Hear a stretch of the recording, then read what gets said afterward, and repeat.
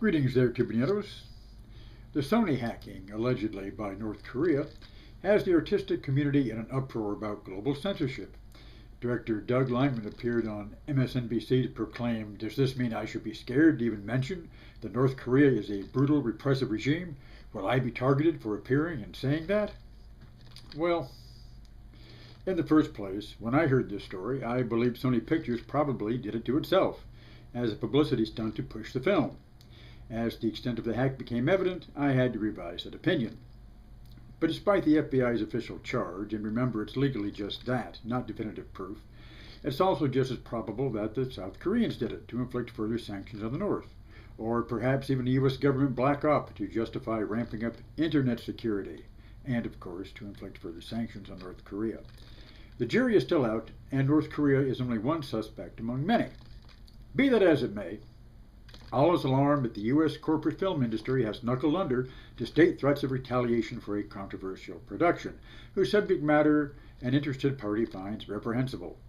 The FBI, of all people, has gone on record condemning this attack on the right of Americans to freely enjoy the entertainment of their choice, as if there never was such a thing as an FBI-mandated Hollywood blacklist.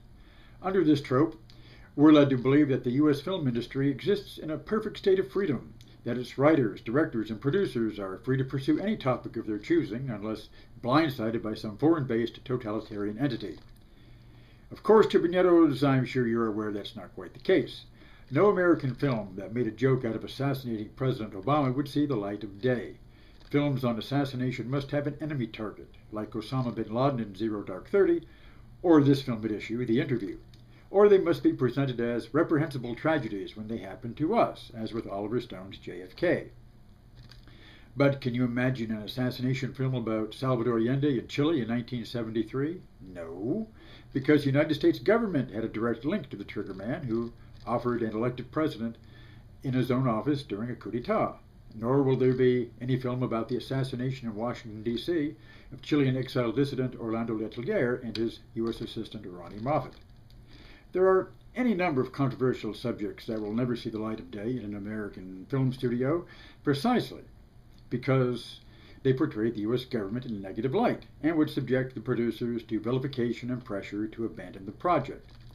Other such no-go verboten topics would be the Bay of Pigs in Cuba in 1961, connected with the assassination attempts on Fidel Castro, or Sacco and Vanzetti, whose case was filmed only 50 years later by Italian producers, or the Haymarket case, where 8 anarchists were sentenced to death in Chicago without evidence of any statute crime on their part, or of Eugene Debs, the socialist candidate for president, running for office from a federal penitentiary for opposing U.S. entry into World War I.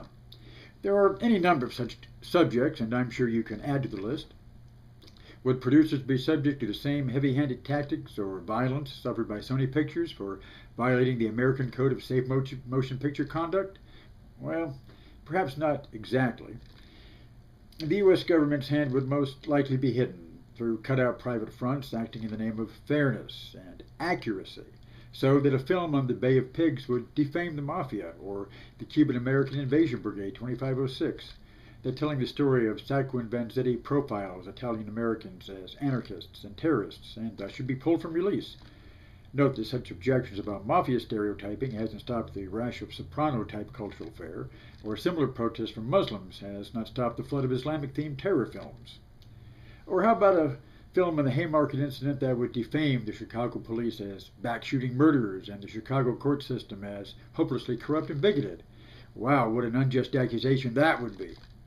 Or how about an honest rendition of Green Beret actions during Operation Phoenix in Vietnam? Or of Texas Rangers killing hundreds of Hispanics from the Rio Grande border a century ago for allegedly carrying the Mexican Revolution to the north. Well, I hear some already saying, as though there's controversial stuff made about American leaders and American behavior all the time. You don't know what the fuck you're talking about. Okay. How about a film showing Henry Kissinger as a war criminal being hauled before the World Court and tried like Slobodan Milosevic? Why, we can't do that. It'd be libelous. We'd be sued. The same with showing Bubu Netanyahu as an instigator of cold-blooded state murder.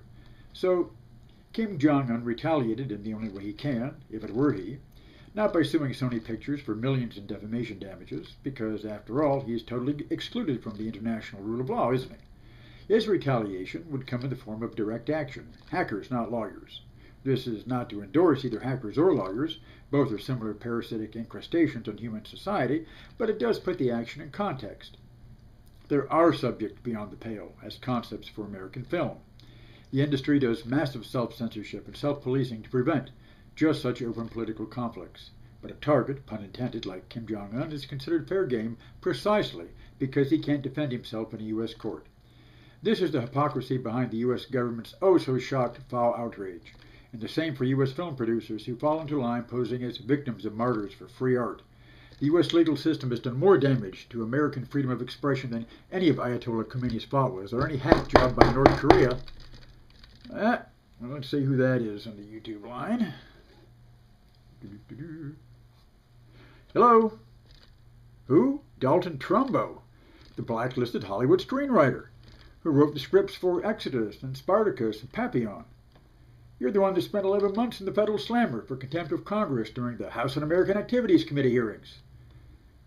So what do you make of this ruthless attack on the artistic freedom of the U.S. motion picture industry? That you never made a film advocating the assassination of anyone, even as a joke?